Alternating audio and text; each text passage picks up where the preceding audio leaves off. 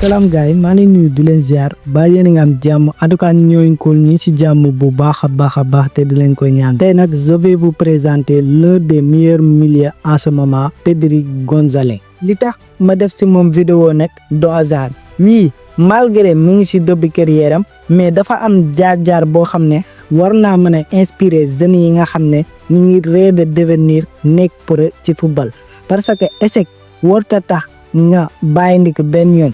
da nga kaa war a jàppee leçon boo xam ne moo la war a àggale fi nga jëm suba. est-ce que xamoon nga ne Pedri affaire yi bi ñu ko tegoon ci yoon rek. tey Pedri bu Real Madrid la ñuy wax pas bu Barça. bu fekkee bëgg ngaa comprendre li ma la wax nii il suffit juste nga seetaan vidéo bi ba mu jeex. et aussi bu fekkee na abonné go maa lay suggérer nga abonné et like vidéo bi parce que c'est important pour nous. Pedri González moo ngi juddu le 25 novembre ci atum 2002 ci benn quartier bu ñuy wax Tegueste nekk plus précisément dans les îles de Canaries. mais moom Pedri moo ngi màggee ci fenn famille boo xam ne dañoo attaché woon loolu ci football maanaam dañoo bëggoon football loolu ba wax nañu ne maamam bu góor yeggoon na ci créer benn groupe officiel pour supporter rek club bii di FC Barça. li ñuy wax rek boo juddoo ci benn famille fekk leen ñuy def leen yow loolu rek ngay xam loolu rek nga mën a bëgg. looloo tax Pedri bi muy nekk xale dafa teel a passionné wu ci football. après si la tàmbalee di jouer ci mbedd yi ak Mexico ñi nga xam ne ñu ngi ko doon organiser ci ville boobu di Tegueste plus précisément dans les îles de Canaries. ci jamono boobu si lañ tàmbalee seetlu ci moom technique ak vision de jeu bu doy waar. ci jamono boobu nag si la ko waa Real yi njëkk repéré fekk mi ngi am 15 ans. après si lañ ko jox invitation pour mu ñëw def benn essai mais probable na jamono boobu nawet la tombeeloo. par exemple jour bi nga xam ne moom Pedri war naa def essai boobu asamaan si neexul woon maanaam daf doon taw.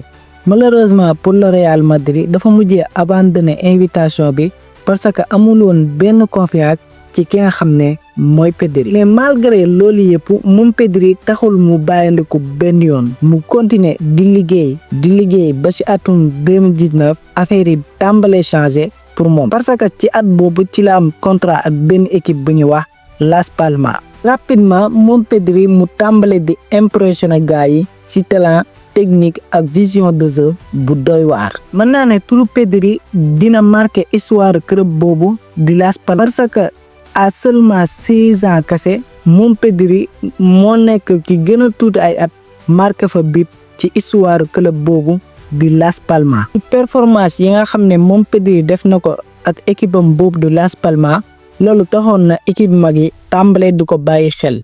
ba ci atum 2020 si la am contrat ak club bii di FC Barcelone. bien avant waxoon naa leen maamam bëgg gi mu bëggoon Barça loolu taxoon na mu créer benn groupe officiel pour supporter rek Barça. kon lii dafa nekk benn rêve boo xam ne Pedri amoon na ko mu mujj nekk réalité parce que xam ngeen ne famille Pedri ay catalan yu ngand lañ. en 2021 si saison bu extraordinaire bi nga xam ne moom Pedri def na ko ak Barça.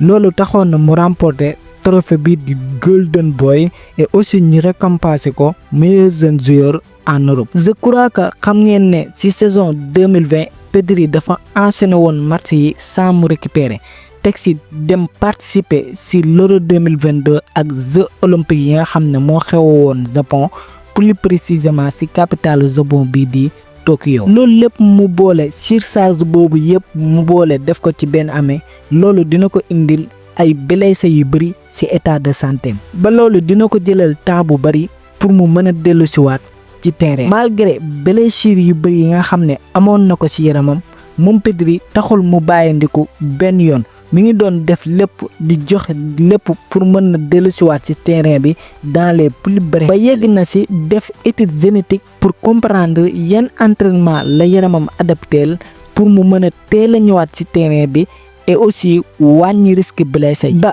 bi Hansi Flick rejoindre Barça mën naa ne moom Pedri ci la retrouvé waat sa meilleure forme maanaam ci la nekk au top. ci saison 2024 2025 Pedri joué na 52 matchs marqué 5 buts ak 7 passes décisives mu nekk benn performance bu extraordinaire di wane le grand retour de Pedri sur le pelouse du FC Barcelone. kon gars yi excellent ci fin vidéo bi bu fekkee ne abonné go maa lay suggérer nga abonné et like vidéo bi parce que c'est tellement important pour nous ngeen koy gën a like YouTube di gën a jàllale vidéo bi et aussi bu fekkee nangu nga ne Pedri mooy meilleur milieu de terrain en ce moment bindal ma Pedri ci commentaire yi. Ciao, à la prochaine.